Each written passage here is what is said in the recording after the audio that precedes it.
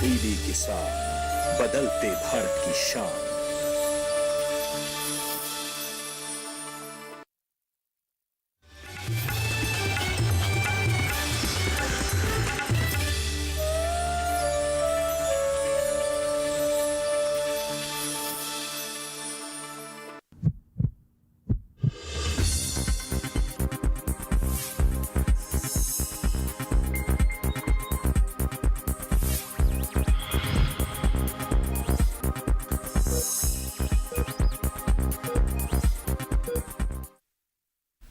नमस्कार, स्वागत है आपका स्वस्थ किसान कार्यक्रम में। मैं हूं आपके साथ अदिति शर्मा।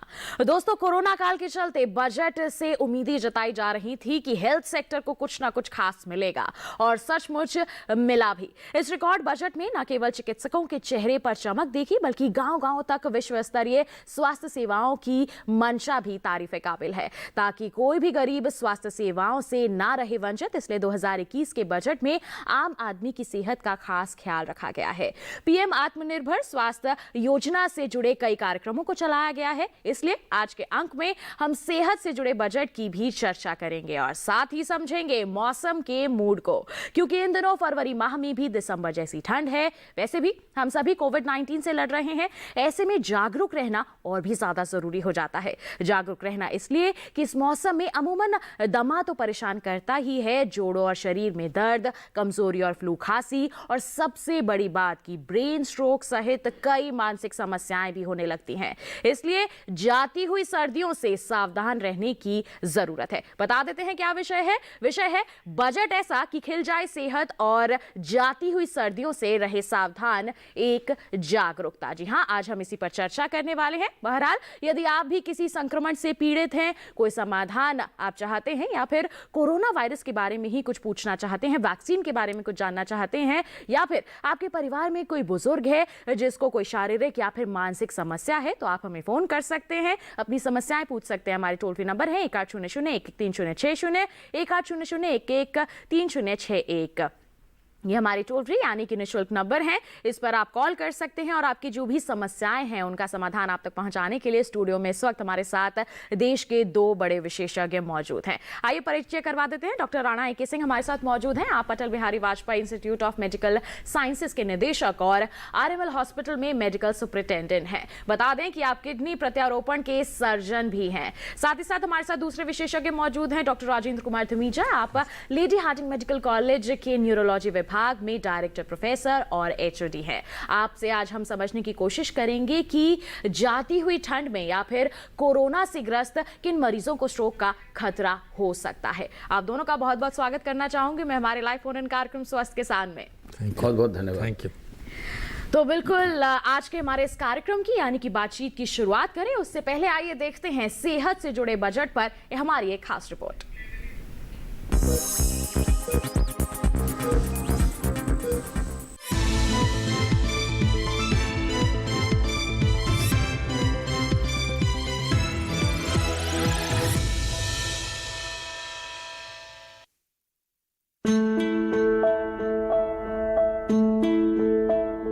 हम सभी को यह जानना बेहद जरूरी है कि भारत में लगातार बढ़ते चिकित्सा खर्च की वजह से हर साल तकरीबन 23% लोग जहां सही इलाज नहीं करा पाते, तो वहीं स्वास्थ्य के मद में होने वाले खर्च का लगभग 70% लोगों को अपनी जेब से ही भरना पड़ता है। इससे हम थोड़ी गरीबी रेखा के नीचे तो आ ही जाते हैं। अब केंद्र सरकार ने इस तस्वीर को बदला है और 2021 के बजट में स्वास्थ्य और कल्याण पर 2,23,000 करोड़ रुपए से भी अधिक का प्रावधान किया है। बता दें कि भारत जो है ये दुनिया का पहला ऐसा देश है जहां सबसे बड़ा वैक्सीनेशन प्रोग्राम शुरू किया गया है, और अब आगे कोरोना वैक्सीन देने के लिए 35,000 करोड़ रुपए खर्च किए जाएंगे, और संभव है कि बाद में ये राशि और भी बढ़ाई जाए ताकि गरीब स्वास्थ्य सेवाओं से न रहे वंचित। ये एक बहुत बड़ा सवाल है, इसलिए जन जन की सेहत का ख्याल रखा गया है। और तो और कोरोना को देखते हुए एक खास किस्म की स्कीम भी चलाई जाएगी। ये स्कीम होगी, या कहना चाहिए ये स्कीम है आत्मनिर्भर स्वास्थ्य योजना की। जी हाँ, आत्मनिर्भर स्वास्थ्य योजना। इस योजना के तहत न केवल नई बीमारियों का पता लगाया जा सकेगा, बल्कि उसके उपचार के लिए नए संसाधनों का विकास भी होगा। 602 जिलों में क्रिटिकल केयर हॉस्पिटल और 75,000 ग्रामीण हेल्थ सेंटर खोले जाएंगे। National centre for disease control को मजबूत किया जाएगा। केवल इतना ही नहीं, तमाम पब्लिक हेल्थ लैब्स को इंटीग्रेटेड हेल्थ इंफॉर्मेशन पोर्टल से भी जोड़ने की योजना है। तो जाहिर है इससे तकरीबन 70,000 गांव के स्वास्थ्य विभाग को तो मदद मिलेगी ही। गौरतलब है कि 2,000 करोड़ रुपए का खर्च केवल और केवल स्वच्छ हवा के लिए किया जाएगा। है ना कमाल की बात। इस बजट से न केवल प्राइमरी बल्कि उच्च स्तर की स्वास्थ्य सेवाओं पर भी फोकस होगा और हम 2025 तक जहां पूर्णतः टीबी को हरा पाएंगे, तो टिटनस, पोलियो, रोटा वायरस जैसी नई वैक्सीनों के जरिए प्रधानमंत्री के मिशन इंद्रधनुष को भी चमका पाएंगे। है ना कमाल की बात। तो कहना ही होगा, नव निर्माण और आत्मनिर्भरता से संकल्प को पूरा करने की और कोरोना काल के मंदी से उबारने की यह एक सार्थक पहल है। निसंदेह कोरोना की निराशा से देश की आशा की ओर ले जाने की एक मजबूत पहल है। इसलिए आप भी सेहत के साथ स्वस्थ रहिए, मस्त रहिए, क्योंकि ये बजट है ही कुछ ऐसा कि खिल जाए आपकी सेहत। राजेश मिश्र, दूरदर्शन किसान।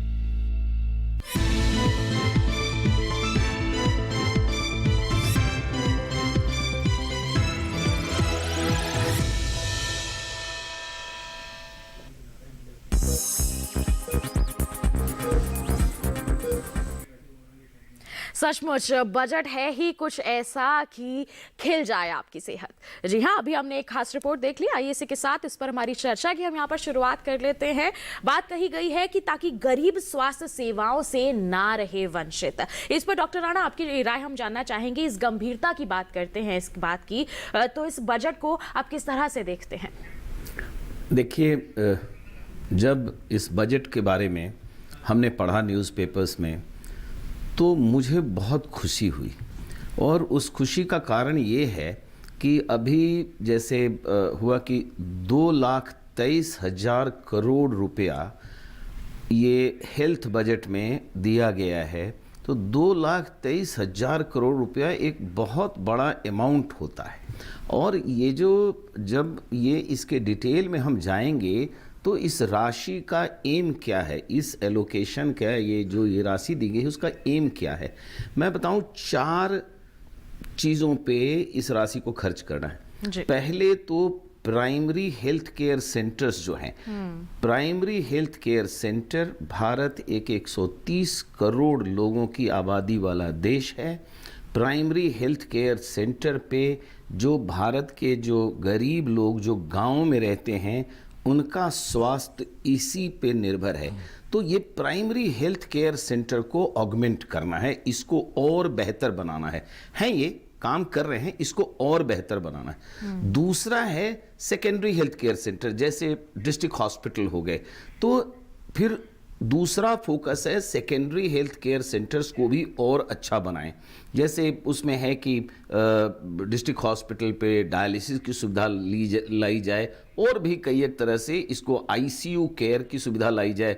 कोरोना के काल में हम लोग देख रहे थे कि बहुत लोग काल कवलित हो गए हैं क्योंकि आईसीयू की सुविधा नहीं है। तो अब आईसीयू की फैसिलिटी डिस्ट्रिक्ट लेवल पे जो है वो लाई जाए। उसके बाद तीसरा फोकस है जो बड़े बड़े टर्शियरी केयर सेंटर्स जो मेट्रोपॉलिटन सिटी में हैं, जिसमें कि हर बड़े और कॉम्प्लेक्स मरीजों का इलाज होता है, इनकी भी फैसिलिटी और रिसोर्स को और बढ़ाया जाए। और चौथा एक और है कि और भी इस तरह के बड़े सेंटर्स और नए सेंटर्स खोले जाएं देश के अलग अलग हिस्से में। जैसे आप देख रही होंगे कि लगातार एम्स जो है, एम्स जैसे इंस्टीट्यूट या एम्स जो है देश के कोने कोने में अलग अलग हिस्से में खोले जा रहे हैं। तो ये जो टर्शियरी केयर सेंटर्स है, जहां की उम्दा इलाज होता है मुश्किल बीमारियों का, और तो नया हर नया तरह की हम खोल करके स्वास्थ्य उसको और सेवाओं की अच्छा हम करें। बात करें, सुविधाओं की बात करें, तो ना केवल देश के शहरी क्षेत्रों में ही बल्कि ग्रामीण क्षेत्रों में भी ये सारी सुविधाएं पहुंच सके, ताकि लोगों को ये सुविधा अच्छे से मिल सके और वो भी अपने स्वास्थ्य का बेहतर तरीके से यहाँ पर ध्यान रख सके। डॉक्टर धमीजा, आपके पास आना चाहेंगे। हमने रिपोर्ट में भी सुना था कि अक्सर लोग इलाज से वंचित रह जाते हैं क्योंकि खर्च बहुत ज्यादा आता है। कहा जाता है कि 70% तक, माना जाता है कि 70% तक जो खर्च है वो खुद ही जेब से भरना पड़ता है। क्या इस बजट के बाद हम उम्मीद लगा सकते हैं कि कुछ नया होगा? बिल्कुल ठीक कहा आपने। ये एक ऐतिहासिक बजट है और इसमें प्राइमरी हेल्थ केयर के साथ साथ पब्लिक हेल्थ को भी बहुत इंपॉर्टेंस दी गई है। आपने सुना होगा, पढ़ा होगा कि पब्लिक हेल्थ लेबोरेटरीज को इंटीग्रेट किया जाएगा डिस्ट्रिक्ट लेवल पे, और 70,000 जो है प्राइमरी हेल्थ सेंटर्स को ऑगमेंट किया जाएगा, और इसके साथ साथ वेलनेस सेंटर बनाए जाएंगे।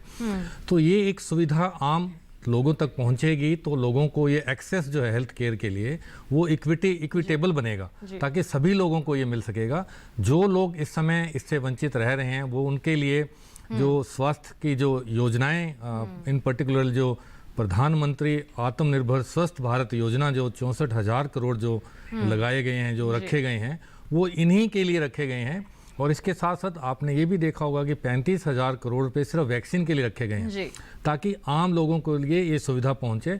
और ये आने वाले साल में ये जो बजट का जो प्रावधान किया गया है 2,23,000 करोड़ का, वो 137% ज्यादा है पिछले साल के मुकाबले में। पिछले साल जो है बजट में की गई है, पिछले साल 94,000 करोड़ का प्रावधान था, अब 2,23,000 करोड़ है, जो बहुत बड़ी राशि है। जी, सीधे तौर पर हम देख रहे हैं कि 137% की यहाँ पर वृद्धि की गई है, ताकि हमारे देश का जो स्वास्थ्य क्षेत्र है, हेल्थ सेक्टर है, उसे और भी ज्यादा मजबूती प्रदान की जा सके। बिल्कुल, इस पर हमारी चर्चा को हम आगे जारी रखेंगे, लेकिन एक कॉलर जुड़ गए हमारे साथ, उनका सवाल शामिल कर लेते हैं। हरियाणा से इस वक्त ब्रिजमोहन जी फोन लाइन पर हैं। हेलो, हाँ जी, नमस्कार, स्वागत आपका कार्यक्रम में। क्या सवाल है आपका? मेरे को ही डॉक्टर साहब 2014 से पैरालाइज है जी। अभी तक कोई आराम नहीं है हाथ में। जी हेलो जी, डॉक्टर धमीजा क्या कहना चाहेंगे पैरालिसिस की जी, बिल्कुल। अभी इनकी उम्र क्या है इस पे डिपेंड करता है कि इनको पैरालिसिस जो 65 के आसपास है, तो क्या इनको ब्लड प्रेशर था, या शुगर था, या हार्ट की प्रॉब्लम थी? तो ये जो स्ट्रोक हुआ है, मेरे को शुगर है बिल्कुल नॉर्मल, कंट्रोल में है। मैं गोली ले रहा हूँ। जी बिल्कुल। तो ये जो आपको पैरालिसिस हुआ है, जो लकवा हुआ है, अभी उसको 6 साल हो चुके हैं। सो इस समय सबसे ज़्यादा इम्पॉर्टेंट ये बात है कि आपको दोबारा अटैक ना हो। जो आपकी रिकवरी होनी थी वो पहले 1 या 1.5 साल में हो चुकी है। अब आप जो है इस बात पे ध्यान दें कि अपने जो आपके रिस्क फैक्टर्स हैं, जो जोखिम कारक हैं, जो उनको हम कंट्रोल में रखें। आपकी शुगर, ब्लड प्रेशर, हार्ट की प्रॉब्लम ठीक रहे, और आप बैलेंस डाइट लें, अच्छा लाइफस्टाइल बिताएं, और एक्सरसाइज, अपने आप को मेंटल और फिजिकल और कॉग्निटिव एक्सरसाइज करें, ताकि ये दोबारा से अटैक नहीं आए। और रिहैब जो आपकी चल रही होगी, या जो आपको जो एक्सरसाइज बताई गई हैं, उसको जारी रखें, और उससे आपको फ़ायदा होगा। जी बिल्कुल ब्रिजमोहन जी, आपके लिए हमारे विशेषज्ञ की क्या सलाह है उन्होंने आपको बता दिया है। आप बिल्कुल इसी तरह से अपनी दवाइयों का सेवन करते रहें, और जो भी बातें आपको सलाह दी जा रही हैं उनका पालन ज़रूर करें। बढ़ते हैं आगे, अपनी चर्चा को आगे बढ़ा लेते हैं। डॉक्टर राणा का यहाँ पर रुक करना चाहूँगी। डॉक्टर राणा, आपने भी जिक्र किया, रिपोर्ट में भी हमने देखा कि अब बात कही जा रही है कि गाँव-गाँव में क्रिटिकल केयर सेंटर खोले जाएंगे, जाँच के लिए लैब्स पहुँचेंगी, तो विश्व स्तरीय जो सुविधाएँ हैं वो गाँव तक पहुंचेंगी। तो इससे किस तरह के बदलाव की हम उम्मीद करेंगे? देखिए, बचपन से जब मैं स्कूल जाता था जी, तो हमें पढ़ाया जाता था कि भारत एक गांवों का देश है, भारत एक किसानों का देश है जी।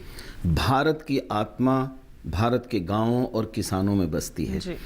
अब देखिए, एक स्वस्थ देश, स्वस्थ नागरिक एक अच्छे और प्रोग्रेस करने वाले देश का बुनियादी ढांचा है। तो ये जो सुविधा हम गांवों तक ले जाएंगे जी, तो उससे जो गांव में लोग जो बीमार पड़ेंगे, उनका इलाज होगा, वो ठीक होंगे। तो उससे जो है आप देखिए कि देश का जो बुनियादी ढांचा है उसमें मूल चूल परिवर्तन होगा, उसमें विकास होगा, उसमें उत्थान होगा। तो ये एक बहुत ही बड़ा और बहुत ही अहम कदम है। अभी थोड़ी देर पहले डॉक्टर धमीजा बता रहे थे कि 70% जो लोग जब बीमार पड़ते हैं तो उनको अपने पॉकेट से खर्च करना पड़ता है। देखिए, हम लोग दिल्ली शहर में रहते हैं, यहाँ लोग इंश्योरेंस करा लेते हैं, इंश्योरेंस से पेमेंट हो जाता है। यहाँ पर अगर आप पर कैपिटा इनकम आप दिल्ली और देश के दूसरे हिस्से से कंपेयर करेंगे तो दिल्ली का पर कैपिटा इनकम ज़्यादा होगा। गाँव में जहाँ पर की इकोनॉमी ऐसी है कि लोग अपने रोज़मर्रा के ज़रूरत की चीज़ें अगर पूरी कर लें तो बड़ी बात होती है। अगर उनकी तबीयत खराब होती है, जैसे तबीयत खराब होने में एक सबसे बड़ी समस्या क्या आती है कि आपको और कोई फंक्शन करना है, किसी की शादी करनी है, किसी को घर बनाना है, वक्त होता है प्लान करके पैसे जुटा करके उस पर आगे कदम बढ़ाने का। बीमार आप कब पड़ जाएं कुछ नहीं पता होता। हो सकता है आप बीमार पड़े और उस समय घर में पैसे नहीं हो। तो ये जो गांव में जो हमारे देश के लोग रह रहे हैं उस समय उनको अगर वहां पे सरकार की तरफ से स्वास्थ्य ठीक करने का, इलाज करने का बुनियादी ढांचा अगर मौजूद हो तो वहीं पे उनका इलाज हो जाएगा और सही समय पर हो जाएगा। जी बिल्कुल ठीक हो जाएगा। अब एक कल्पना करके देखिए, जी डॉक्टर राणा आपसे जानकारी लेते रहेंगे। कॉलर जुड़ गए हैं, उनका सवाल हम शामिल कर लेते हैं, फिर आपसे आपकी इस पर राय जरूर लेंगे। हिसार से इस वक्त अमनदीप जी फोन लाइन पर है, आइए जान लेते हैं क्या है उनका सवाल। हेलो हेलो नमस्कार, स्वागत आपका कार्यक्रम में। क्या सवाल है आपका? नमस्कार मैम जी। जी अपना सवाल पूछें। जी मेरा ये है जी, मेरा एलर्जी है जी फेफड़ों में, ये मलगम आता जी जहाँ। जी फेफड़ों में परेशानी है इनके, कब से है ये समस्या आपको? मेरा हो गया ये साल भर हो गया, मेरी दवाई चल रही थी, देसी दवाई ले रहा था मैं। देसी दवाई ले रहे हैं, फेफड़ों में समस्या है, साल भर हो गया है, क्या कहेंगे आप डॉक्टर राणा? आप कुछ कहना चाहेंगे इनको? देखिए, अगर खांसी 1 साल से है और दवाई लेने के बाद ठीक अगर नहीं हो रही है तो ये उचित समय है इस पे गंभीरता से सोचने का। एक अच्छे डॉक्टर के पास जो भी बगल में इनके गांव के हैं वहां जाएं, उनको दिखाएं। डॉक्टर कुछ जांचें करेंगे, जैसे कुछ खून के जांच करेंगे, कुछ छाती का एक्सरे करेंगे। और 1 साल से चल रहा है तो एक बात तय है कि कोई गंभीर बीमारी नहीं हो, इसके लिए आश्वस्त होना नितांत जरूरी है। और उसका तरीका यही है कि एक अच्छे डॉक्टर के पास जाएं, जांच कराएं, छाती का एक्सरे कराएं, और अगर इसमें सब ठीक निकलता है फिर चिंता की बात नहीं है, फिर तो थोड़ा कोर्स ऑफ एंटीबायोटिक, थोड़ा स्टीम इनहेलेशन, इन सब चीज़ों से ठीक हो जाता है। अब अभी तक ये देसी पद्धति से इलाज करा रहे हैं, मुझे उससे कोई एतराज़ नहीं है, लेकिन अब अगर 1 साल से किसी भी पद्धति से आप इलाज करा समाधान नहीं मिल रहा है तो थोड़ा बदलाव यहाँ पर करना जरूरी हो जाता है। जी बिल्कुल। डॉक्टर धमीजा, आप कुछ सलाह देना चाहेंगे इन्हें? बिल्कुल, ये 1 साल काफ़ी लंबा पीरियड है और अगर ये स्मोकिंग करते हैं या कोई और इनका प्री डिस्पोजिंग फैक्टर है, कारण है, तो सबसे पहले उसको भी दूर करें और फिर इस समय पर अपनी जांच जरूर करवाएं, चाहे वो सीटी स्कैन ऑफ चेस्ट हो, चाहे एक्सरे चेस्ट हो, चाहे वो बलगम की जांच हो, चाहे वो पल्मोनरी फंक्शन टेस्ट हो। सो 1 साल बड़ा लंबा टाइम है। अगर बीमारी ठीक नहीं है तो इसको गंभीरता से लेना चाहिए और प्रॉपरली जांच करवाकर अपना इलाज करवाना चाहिए। जी बिल्कुल, यहाँ पर जांच करवाना बहुत ज़रूरी है क्योंकि 1 साल से अगर फ़ायदा नहीं हुआ है तो थोड़ा सा बदलाव आप यहाँ पर ज़रूर कर लीजिए। बिल्कुल डॉक्टर राणा, आप उदाहरण दे रहे थे कि किस तरह से गांव में अगर स्वास्थ्य सुविधाएं अच्छी हो जाती हैं तो किस तरह से बदलाव आता है, क्या कहेंगे आप? देखिए, बेसिकली मैं कहना चाह रहा था कि आप देखिए कि 20 साल का लड़का है, गाँव में उसकी तबीयत खराब हुई, उसी समय उसका इलाज हुआ और थोड़े समय में वो ठीक हो जाता है। ये जो 20 साल का लड़का है कम से कम अगले 60-70 साल तक जिएगा। ये धीरे धीरे करके अपने घर, अपने परिवार, अपने बच्चों सबके लिए काम करेगा। और ये जो हर आदमी जो अपने घर और अपने परिवार के लिए काम करता है वो समझिए कि साथ साथ देश के लिए भी काम करता है। जी बिल्कुल। अगर मान लीजिए कि अगर उसका इलाज नहीं हो जी। तो वो ठीक नहीं होगा, या अगर ठीक होगा तो कंप्लीट ठीक नहीं होगा। जी। तो इसीलिए बहुत जरूरी है ये जो बजट की जहां से हमने शुरुआत करी है, इसका जो मुख्य उद्देश्य है और हमारे प्रधानमंत्री की जो मुख्य मंशा है कि हर लेवल पे भारत का नागरिक अगर बीमार हो तो उसको उसी जगह पे उसका समुचित जी, अच्छा पूरी इलाज हो सुविधाएं वहां और पर मिल और सके, वो इलाज मिल ठीक सके हो। और सही समय पर ठीक भी हो सके, क्योंकि पिछले साल हमने देखा है कि स्वास्थ्य सेवाएं हर क्षेत्र में पहुंचना कितना जरूरी है और इसी दिशा में कार्य भी किया जा रहा है। डॉक्टर धमीजा, आपकी राय लेना चाहेंगे इस पर?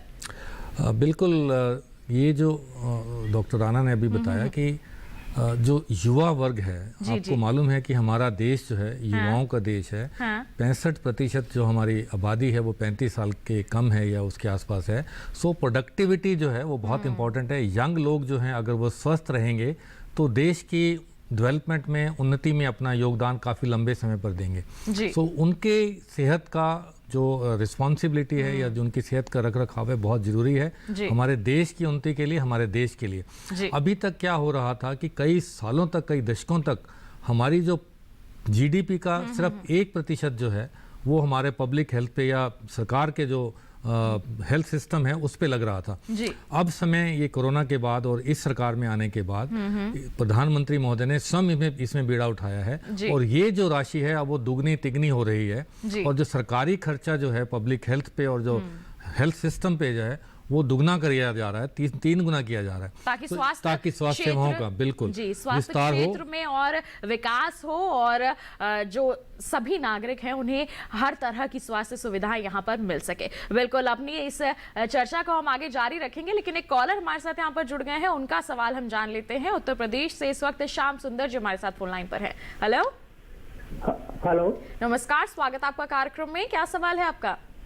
मैडम, मुझे ये पूछना है जी कि मेरे दोनों वाल खराब हैं। मैंने एक बार पहले भी बात की थी जी, और मुझे दोनों वालों की सर्जरी करानी है। तो मुझे ये पूछना है कि मेरे पास आयुष्मान कार्ड है, भारत सरकार कहती है 5 लाख रुपए का इलाज हो जाएगा, लेकिन अस्पताल ने मुझे 3.5 लाख का जो है एस्टीमेट दिया है और मुझे पता करने पर पता चला कि उसमें 1.5 लाख ही गवर्नमेंट देती है। इसके आगे पैसा मुझे वहन करना है। मैं बहुत अत्यंत गरीब किसान परिवार से हूँ, इसलिए मैं अदरवाइज जो पैसा है वहन नहीं कर पा रहा हूँ। तो मेरे लिए इस योजना का क्या लाभ? जी, डॉक्टर राणा क्या कहना चाहेंगे इस पर आप? देखिए, आयुष्मान भारत कार्ड एक सुविधा है और भी कई तरह के फंड्स हैं जो सरकार अपने नागरिकों के लिए, जिनको गंभीर बीमारी है और जो कि अपने बीमारी के इलाज का खर्च नहीं उठा पाते हैं, उस खर्च को सरकार वहन करती है। मैं आपको बताऊं, प्रधानमंत्री कार्यालय से एक अनुदान मिलता है, चीफ मिनिस्टर के कार्यालय से अनुदान मिलता है। तो आयुष्मान भारत कार्ड से जितनी राशि मिल जा रही है, साथ साथ आवेदन करें। जैसे मैंने बताया कि प्रधानमंत्री से अनुदान के लिए, मुख्यमंत्री से अनुदान के लिए, तो ये थोड़ा वक्त लगेगा। अच्छा, वाल्व की सर्जरी में क्या है, वाल्व की सर्जरी कोई ऐसी नहीं है कि मतलब आज ही करा लिया जाए। वाल्व की सर्जरी का ऑपरेशन अच्छा होना चाहिए, अभी और तुरंत हो जाना उतना आवश्यक नहीं है। तो थोड़ा सा कोशिश करेंगे और ये जो 1-2 चैनल्स हैं, यहाँ से अगर आपको थोड़ी राशि और मिल जाती है, आयुष्मान भारत की राशि मिल गई, सब मिला देंगे तो ये खर्च पूरा हो जाएगा। और थोड़ा मोड़ा अगर संभव हो, जरूरत हो, तो अगर अपने पास से भी लगा सकते हैं अपने स्वास्थ्य के लिए, तो ये सब मिल करके ये राशि पूरी हो जाएगी। जी बिल्कुल।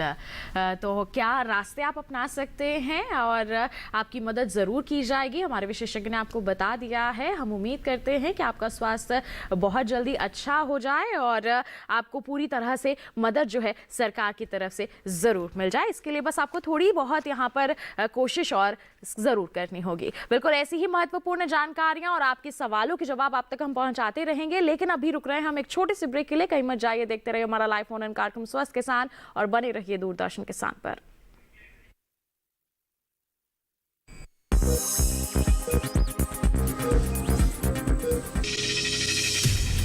आपकी जीवन शैली और जीने के अंदाज को टटोलता कार्यक्रम, जहां हर दर्द के हमदर्द होते हैं हम, और पूछते हैं आपसे कैसे हैं आप? कैसे हैं आप? कैसे हैं आप?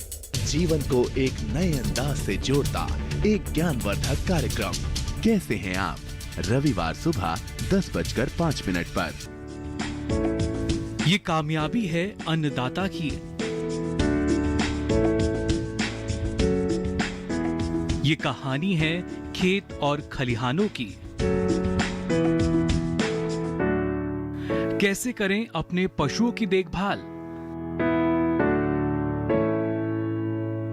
जानिए गांव-गांव के किसानों का हाल। देखिए गांव किसान, सोमवार से शुक्रवार दोपहर 12 बजे सिर्फ डीडी किसान पर।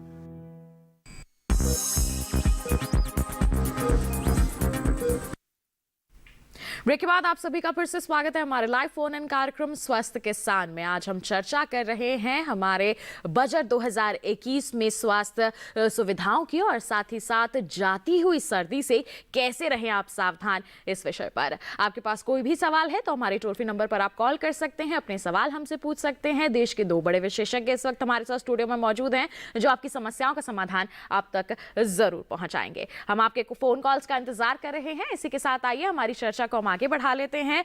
बजट में कहा गया है कि कई तरह की स्वास्थ्य योजनाएं लाई जाएंगी। आत्मनिर्भर भारत, आत्मनिर्भर स्वास्थ्य योजना की बात कर लें, चाहे हम बात करें 2025 तक पूर्णतः टीबी को हराने की, और साथ ही साथ कई नई वैक्सीन्स को लाए जाने की बात कही जा रही है मिशन इंद्रधनुष के तहत। तो इसमें आगे आने वाले समय में किस तरह की सफलता हम देखते हैं? डॉक्टर धमीजा, इस पर क्या कहेंगे आप?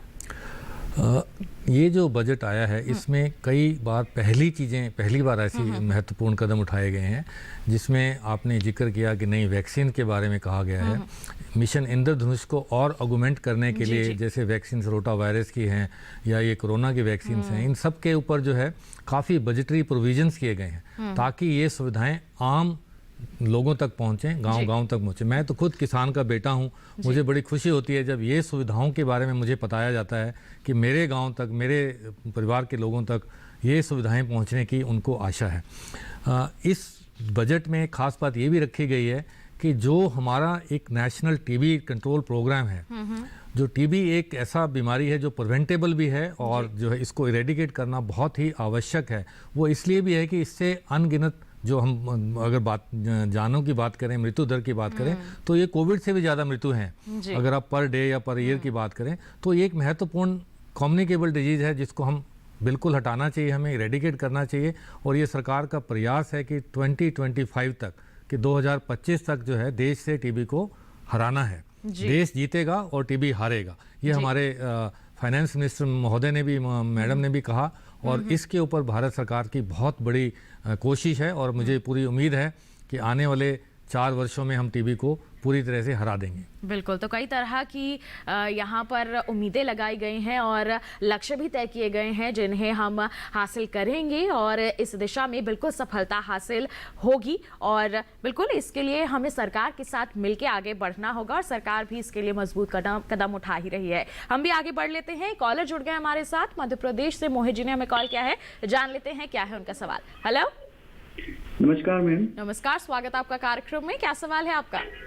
मैम, मेरा सवाल ये है कि जो सोराइसिस हो जाता है, चर्म रोग है, सोराइसिस हो जाता है, तो वो सोराइसिस के लिए क्या उपचार है? मतलब हाथों में हो गया, हथेली के ऊपर, तो उसका क्या उपचार है? पहला तो कि वो उसके मतलब डॉक्टर बोलते हैं कि इसका उपाय नहीं है, लाइफ टाइम तक आपको दवाई गोली खाना है, पर ऐसे कोई उपाय है डॉक्टर साहब के जिनसे हम इससे बाहर आ जाए सोराइसिस हाथ की हथेली के ऊपर? जी डॉक्टर साहब, आप कुछ कहना चाहेंगे इस पर? आज हम चर्म रोग की यहाँ पर बात नहीं कर रहे हैं, लेकिन फिर भी इनको कुछ अगर आप सलाह देना चाहें। ये जो सोराइसिस की प्रॉब्लम है, एक बड़ी गंभीर समस्या है और ये लाइफ लॉन्ग प्रॉब्लम जो है थी अब तक नए इलाज आए हैं इसके। ये ज़्यादातर आपके जो ये वाला सरफेस है, जो एक्सटेंसर सरफेस हम इसको बोलते हैं, इसमें जो बड़े लीजन्स बनते हैं, स्किन के लीजन्स बनते हैं और बड़ी खारिश और बड़ी स्केलिंग रहती है। सो इसका इलाज संभव है प्रॉपर, अगर आप नई तकनीक के नए डॉक्टर्स के पास जाएंगे, बड़े हॉस्पिटल्स में, जैसे रामनोर लोहिया है या लेडी हार्डिंग है दिल्ली में, ऐसे अगर इनके आसपास कोई और बड़े हॉस्पिटल्स हैं वहाँ जाएंगे तो चर्म रोग विशेषज्ञ नई से नई तकनीक आजकल आई हैं, जिसको टेक्नोलॉजी के हिसाब से, चाहे वो यूवी थेरेपी है या दूसरी थेरेपीज हैं, तो इसके लिए ये भी है। और दूसरा इम्यूनोस्प्रेशन इसके लिए आजकल हम देते हैं, ताकि इसकी जो हाइपर इम्यूनिटी है उसको कम किया जा सके, और इसका इलाज संभव है।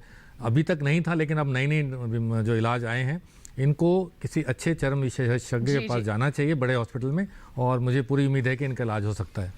जी बिल्कुल। आइए इसी के साथ बढ़ लेते हैं आगे, और बजट के बारे में तो हमने विस्तार से चर्चा कर ही ली कि किस तरह के प्रावधान उसमें रखे गए हैं। अब बात कर लेते हैं कोरोना वैक्सीन की, क्योंकि इसके बारे में जागरूकता होना बहुत ज़रूरी है। तो सबसे पहले तो मैं आप दोनों से जानना चाहूँगी, आप दोनों ही स्वास्थ्य कर्मी हैं, फ्रंटलाइन वर्कर्स हैं, आप लोगों को कोरोना वैक्सीन आप लोगों ने लगवा ली है?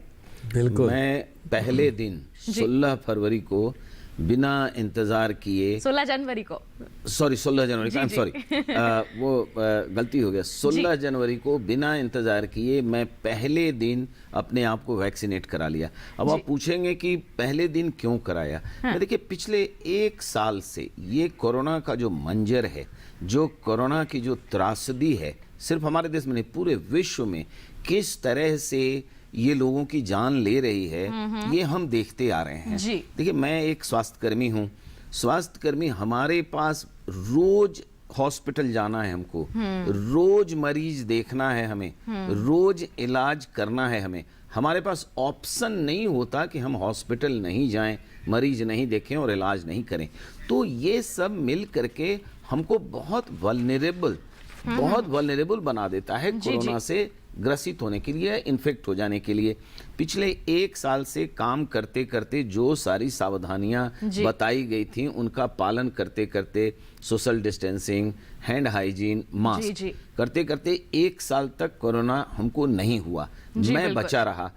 मैंने सोचा कि अभी तक तो हमारे पास यही 3 हथियार थे, लेकिन आज 16 जनवरी को मेरे पास एक कोरोना के अगेंस्ट वैक्सीन है, एक सबसे बड़ा अस्त्र हाथ में आया है, जिससे इस अपने आप को मैं परमानेंट बचा सकता हूं। जी बिल्कुल। इसीलिए जी, आपकी जानकारी के बाद मैं देख रही हूँ यहाँ पर डॉक्टर साहब एक मेल आ गया है वैक्सीन को लेकर के ही, मैं उसे शामिल कर लेना चाहती हूँ यहाँ पर, क्योंकि कोरोना वैक्सीन को लेकर बहुत सारी जो भ्रांतियां हैं लोगों के मन में है, जिन्हें बहुत जरूरी है दूर करना। अलका द्विवेदी जी ने भेजा है ये बरौनी से, आपको बता देंगे, लिखते हैं कि क्या कोरोना की वैक्सीन लेना जरूरी है? अगर हमने लगवा ली, आधे घंटे तक कुछ नहीं हुआ, घर जाने के बाद अगर कुछ लक्षण नजर आ गए तो हम क्या करेंगे? डॉक्टर धमीजा क्या कहेंगे इस पर आप? देखिए, सबसे पहले तो मैं आपको ये बताना चाहता हूँ कि जैसे ही मेरे लिए फर्स्ट अपॉर्चुनिटी आई, मैंने वैक्सीन लगवाई। वैक्सीन क्यों लगवाई? क्योंकि वैक्सीन का 2 पर्पज हैं। एक तो ये है कि वैक्सीन सेव्स लाइफ, कि वैक्सीन जानें बचाएगी और बचाती हैं आज तक की हिस्ट्री में जितनी भी वैक्सीन आई हैं। सो आपको अपनी सेहत के लिए, अपनी जान की रक्षा के लिए वैक्सीन लगवाना बहुत ज़रूरी है। उसके साथ साथ हम एक ऐसे दौर से गुजर रहे हैं, कोविड-19 के पैंडेमिक से, जो एक अभूतपूर्व जो समस्या आई है, उसको भी ख़त्म करना है, और वो वैक्सीन से ही ख़त्म होगा। वैक्सीन सिर्फ आपकी सेहत तो आपको बचाएगी, आपकी जान तो बचाएगी, लेकिन आपसे होने वाले दूसरे लोगों को बीमारी ना लगे, उसके लिए भी प्रयत्न करेगी। उसकी वैक्सीन की जो एफिकेसी है, जो सेफ्टी है, और जो ये इसका एक्शन है, कि अगर मैं अगर प्रोटेक्टेड हूँ, चाहे वो नेचुरल इन्फेक्शन से या कोरोना की वैक्सीन से, अगर मैं प्रोटेक्टेड हूँ और वायरस अगर मेरे पास आता है, तो मैं एक डेड एंड की तरह बनता हूँ। और अगर मैं प्रोटेक्टेड नहीं हूँ, चाहे वैक्सीन से या इन्फेक्शन से, और फिर मेरे पास वायरस आता है, तो मैं वायरस का फैसिलिटेटर हूँ। मैं उस वायरस को आगे बढ़ा रहा हूँ, उसकी ट्रांसमिशन है, मैं औरों को भी दे रहा हूँ। तो वैक्सीन लगाने से मैं खुद भी बचा हुआ हूँ और मैं औरों को भी बीमारी नहीं दे रहा हूँ। तो इसलिए बहुत जरूरी है वैक्सीन को लगवाना, और इसलिए वैक्सीन लगवाई मैंने। और वैक्सीन के बारे में मैं सिर्फ इतना इनके आंसर देता हूँ इनके क्वेश्चन का, कि वैक्सीन बिल्कुल सेफ है। वैक्सीन सिर्फ ऐसे ही सडनली नहीं आई है, पूरी तरह रिगरसली स्क्रूटनाइज की गई है, पूरी तरह ट्रायल किया गया है। उस ट्रायल की स्क्रूटनी पूरे सब्जेक्ट एक्सपर्ट्स ने की है, रेगुलेटर्स ने की है, तभी इमरजेंसी अप्रूवल दिया गया है। और हम इस स्थिति में हैं क्योंकि इमरजेंसी है इस टाइम पे। इमरजेंसी के दौरान आप देखिए, हेल्थ इमरजेंसी है, WHO ने इसको ह्यूमैनिटेरियन क्राइसिस कहा है, public health emergency of international importance कहा है। इसमें आपको पता होगा कि लाखों जानें जा चुकी हैं।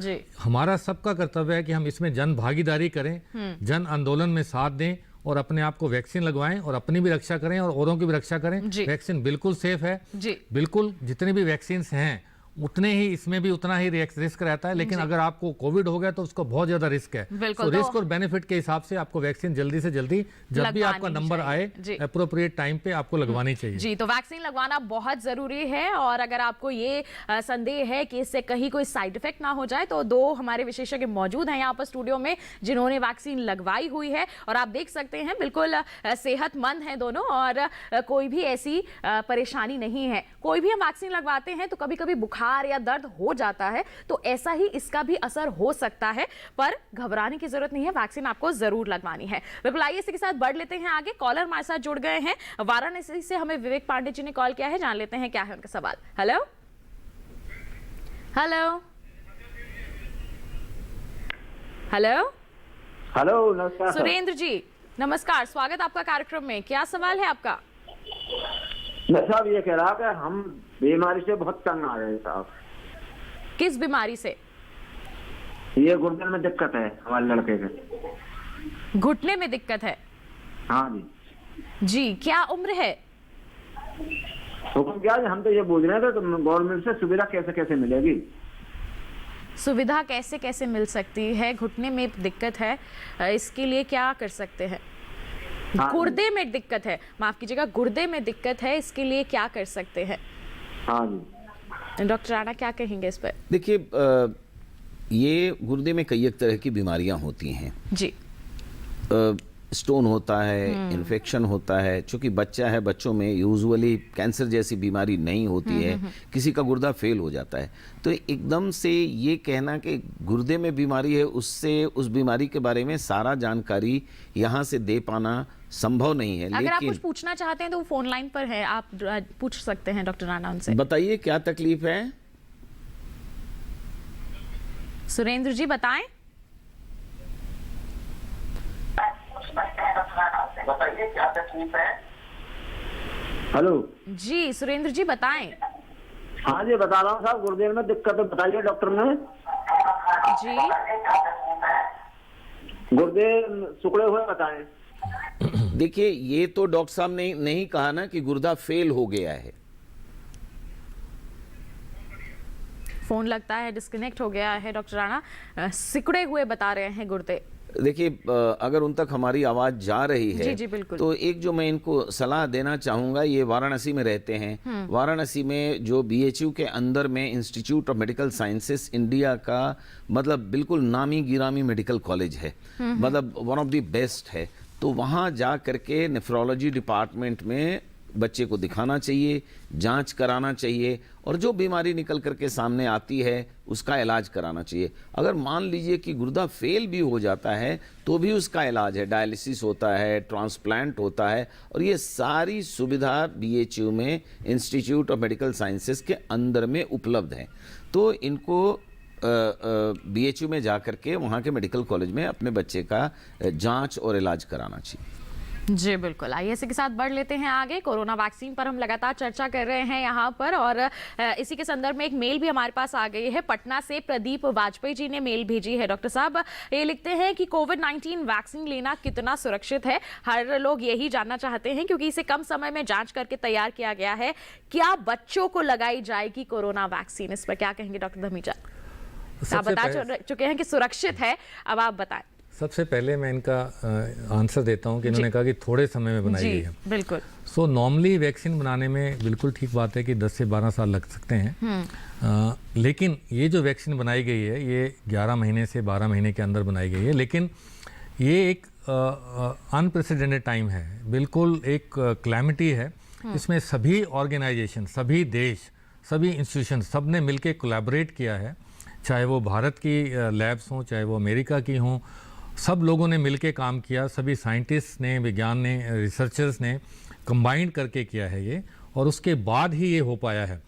और नॉर्मली क्या होता है कि ये ऐसा नहीं है कि सडनली हो गया। ये जो 2 वैक्सीन्स बनी हैं जो अमेरिका में आई हैं, वो पिछले 10 सालों से एक प्लेटफॉर्म चल रहा था, मैसेंजर RNA प्लेटफॉर्म, और वो प्लेटफॉर्म जब 10-12 साल बनने के बाद पहली बार इस वैक्सीन के लिए यूज हुआ है, इसीलिए ये वैक्सीन इतने टाइम में बनी है।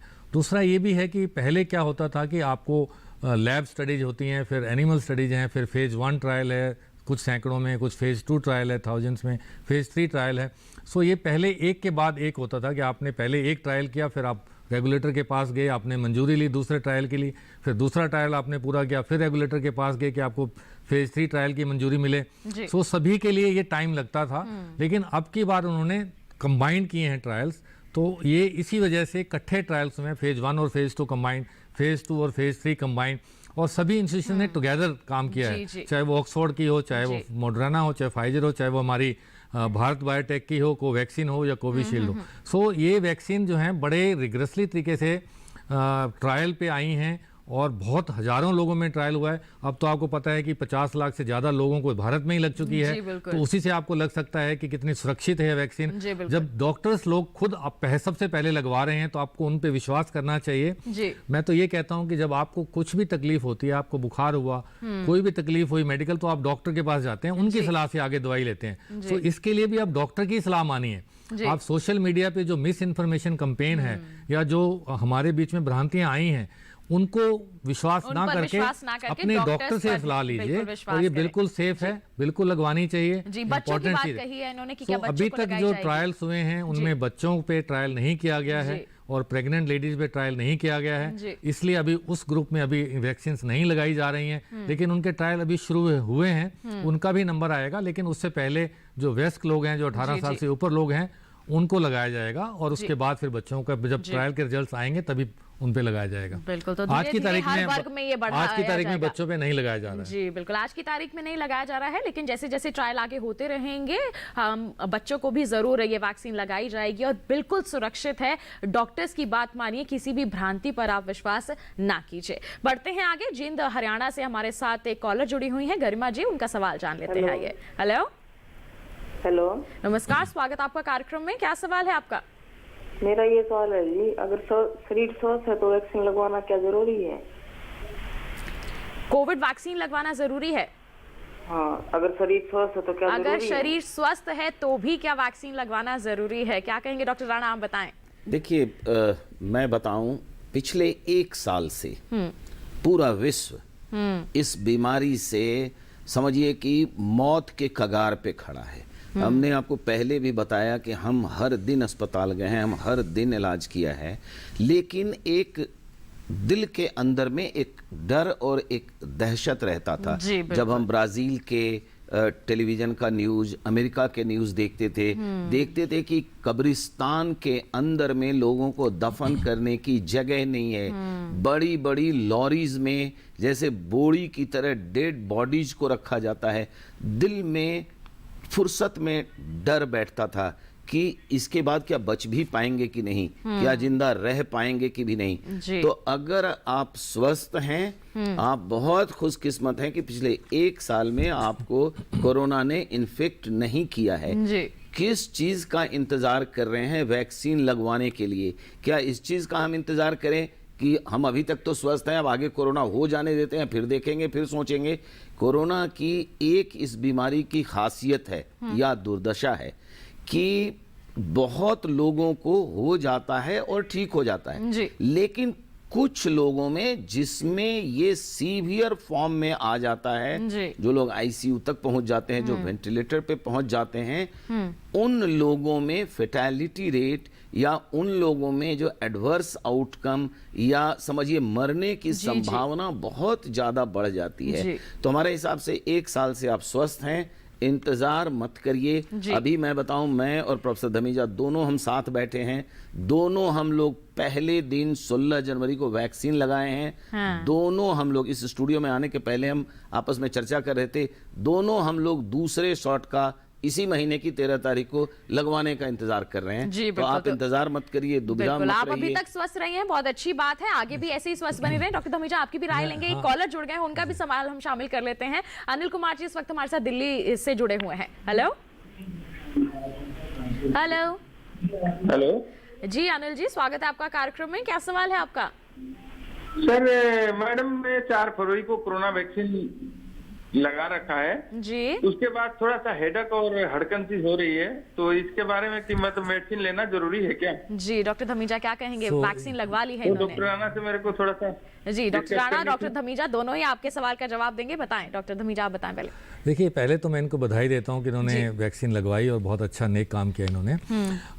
शुरुआत में हो सकता है कि थोड़ा बहुत मैलेज और बहुत छोटा फीवर हो सकता है, या इंजेक्शन की जगह पे आपको रेडनेस हो सकती है, दर्द हो सकता है, तो नॉर्मल एक टैबलेट पैरासीटामोल की ले सकते हैं, एक आध दिन में बिल्कुल ठीक हो जाएगा। सो इससे पहले कॉलर की मैं बात करूं, जब उन्होंने ये कहा कि मैं स्वस्थ हूं तो क्या मुझे वैक्सीन लगवानी चाहिए, सो मैं ये क्लैरिफाई करना चाहता हूं कि वैक्सीन में और दवा में एक मूल डिफरेंस है।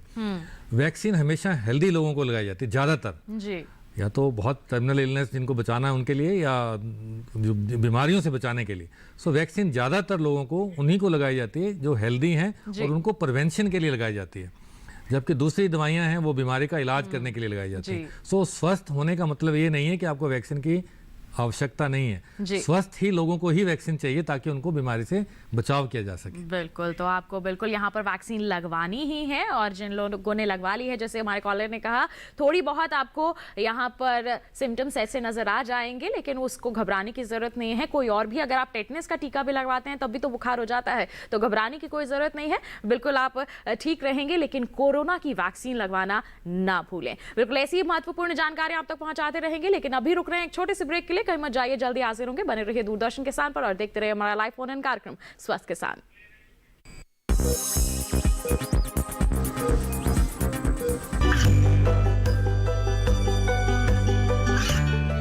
गांवों और पिछड़े क्षेत्रों में सरकारी योजनाओं की जानकारी पहुंचा। देश में कौशल और क्षमता विकास कर ग्रामीणों को सामाजिक बदलाव और विकास से जोड़ने की दूरदर्शन किसान की पहल चौपाल चर्चा देखें सोमवार से शुक्रवार सुबह 9 बजे।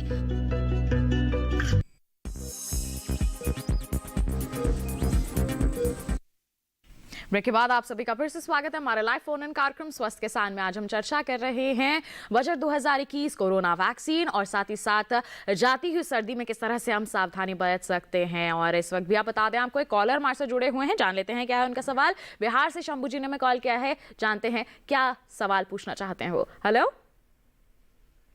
हेलो हेलो, नमस्कार, स्वागत आपका कार्यक्रम में। क्या सवाल है आपका?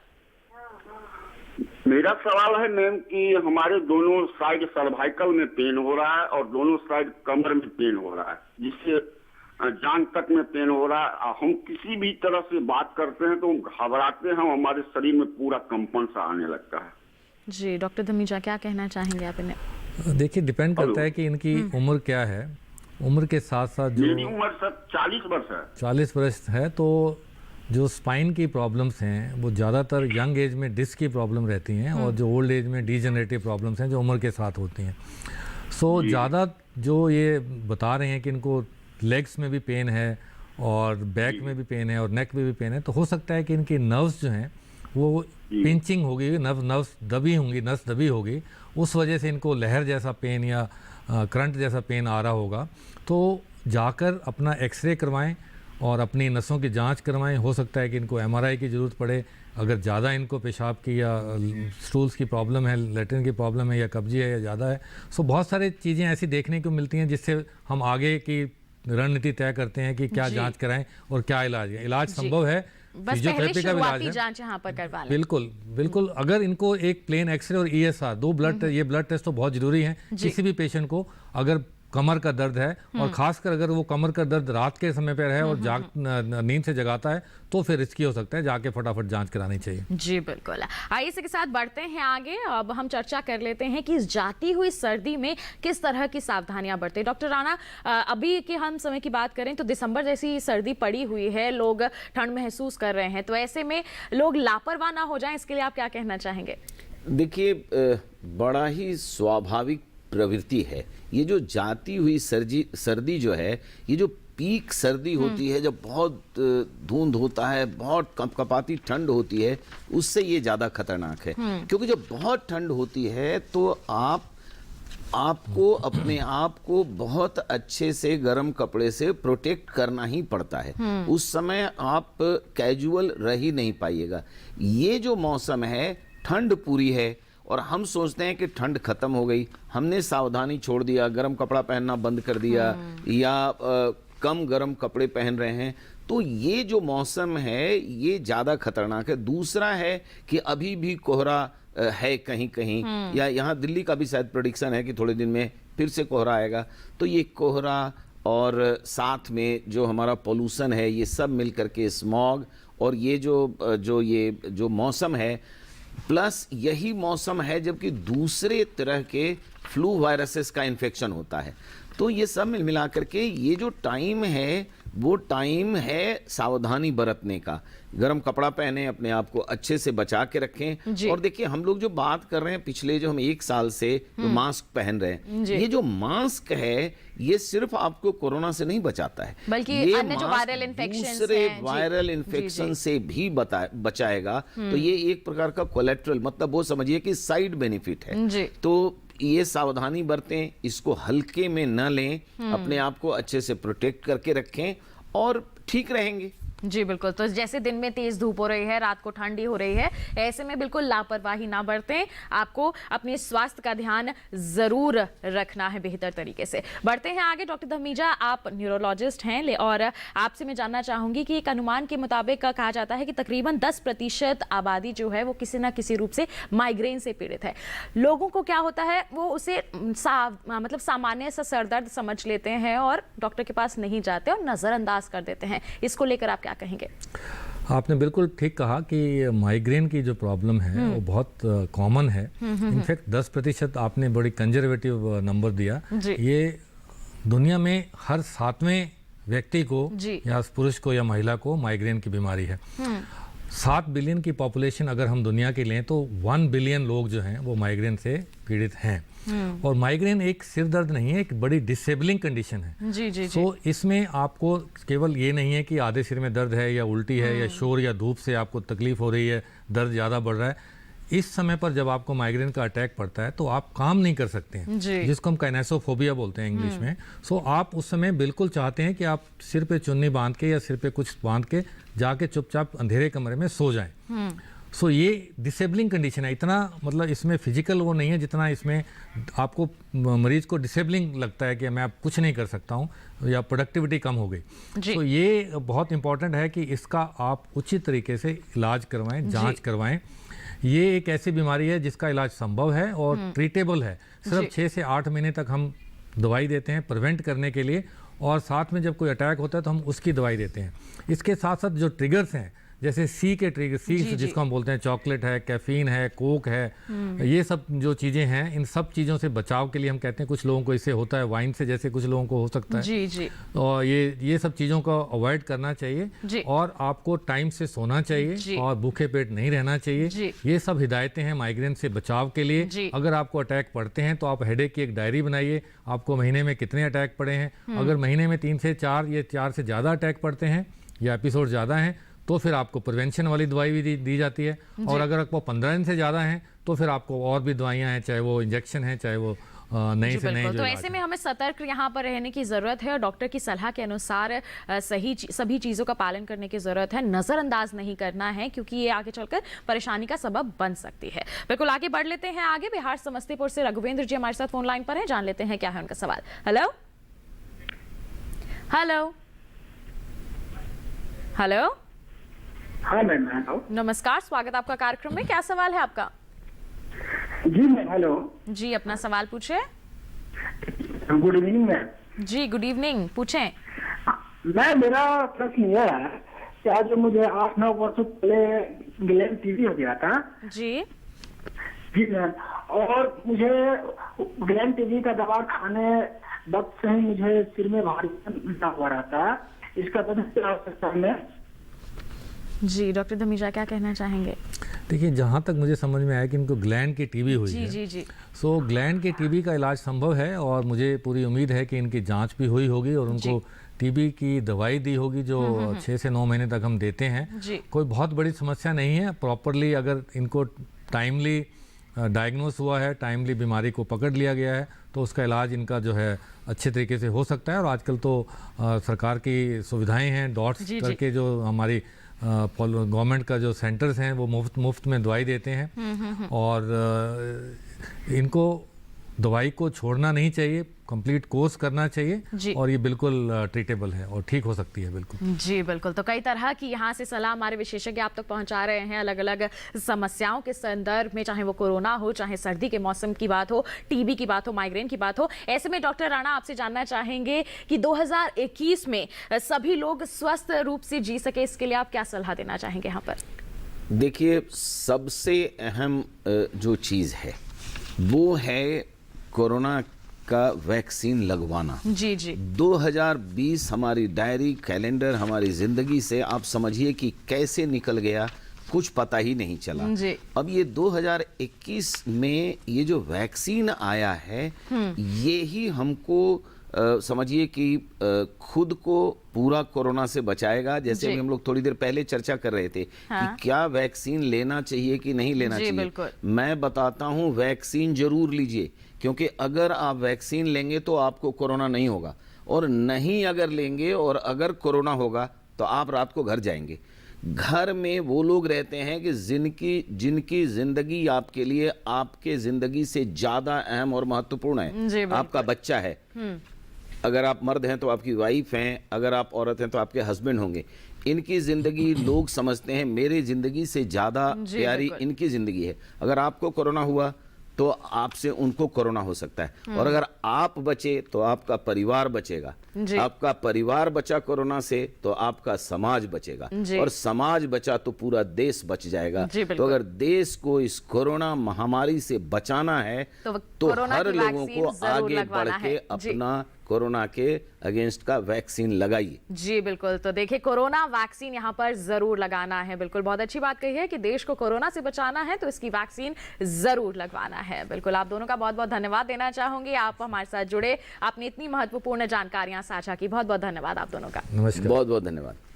तो बिल्कुल दोस्तों, आज के हमारे इस कार्यक्रम में हमारे विशेषज्ञ ने जो भी जानकारी आप तक पहुंचाई है, हम उम्मीद करते हैं उससे आप लाभान्वित हुए होंगे। और साथ ही आपको बता दें कि आपका प्यार हम तक पहुंचता है आपकी ईमेल्स के जरिए। बता दें कि कई तरह की समस्याएं भी साझा करते हैं। हमारे पास बहुत सारे मेल्स आए हैं पिछले हफ्ते। बता दें कि कोलकाता से राकेश कुमार ने लिखा है कि उन्हें कान से कम सुनाई देता है, डॉक्टर ने इन्फेक्शन की दवाई लेने के लिए कहा है, कोई फायदा नहीं हुआ, क्या कर सकते हैं। जमशेदपुर से कविता झा ने लिखा है कि उनके पिताजी को टॉन्सिल्स की शिकायत है, क्या ऑपरेशन करवाना ठीक रहेगा। जलपाईगुड़ी से प्रिया ने पूछा है कि उनकी शादी को 5 साल हो गए हैं लेकिन वो गर्भ धारण नहीं कर पाई हैं। कानपुर से नेहा के 4 साल के बेटे को चाइल्ड ऑटिज्म की समस्या है, इस पर वो क्या कर सकती हैं। बिल्कुल, हम दोस्तों आपकी जो समस्याएं हैं उनको विशेषज्ञों के समक्ष रखेंगे और समाधान लेकर आपके सामने हाजिर होंगे, जिसकी सूचना आपको कार्यक्रम से 2 दिन पूर्व टीवी के माध्यम से जरूर मिल जाएगी। आप हमें बेझिझक लिखते रहें या मेल करते रहें। इसके लिए आप हमारा पता और ईमेल आईडी नोट कर लीजिए। पहले बता देते हैं हमारा पता है डीडी किसान, कमरा नंबर 7, दूसरी मंजिल, केंद्रीय कार्यक्रम निर्माण केंद्र, दूरदर्शन, खेलगांव, नई दिल्ली 11049। अब बारी आती है हमारी ईमेल आईडी की। हमारी ईमेल आईडी है swasthkisan@gmail.com। तो बस आज के लिए इतना ही। अगले सप्ताह मुलाकात करेंगे आपसे, तब तक के लिए स्वस्थ रहिए, मंगल रहिए, दूरदर्शन किसान देखते रहिए। नमस्कार।